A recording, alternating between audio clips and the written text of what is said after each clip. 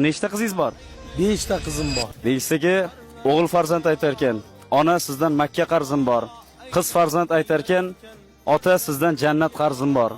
O'g'li borlar davlatingizni, qizi borlar jannatingizni ehtiyot qiling. 3 ta qiz farzandni dunyoga keltirib, voyaga yetkazgan otaning, onaning qo'lida jannatning kaliti bor deyshadi. Nechta qizingiz bor? 5 ta qizim bor. Yaxshi ko'rasizmi ularni? Hisob shukur.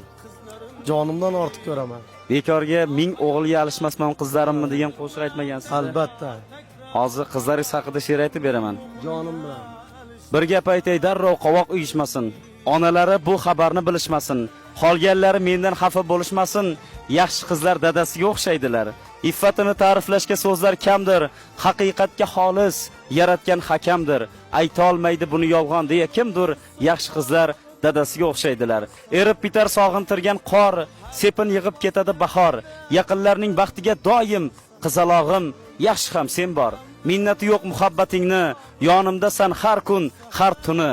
Hayotimning yorug' yulduzi, qizalog'im, yaxshi ham sen bor. Qizim, ushbu so'zlarni eshitib tabassum qilishingni va kuch olishingni xohlayman. Qayerda bo'lishingdan qat'iy nazar doimo seni qo'llab-quvvatlaydigan mehribon otangni borligini aslo unutma. Rahmat. Sog' bo'ling, salomat bo'ling.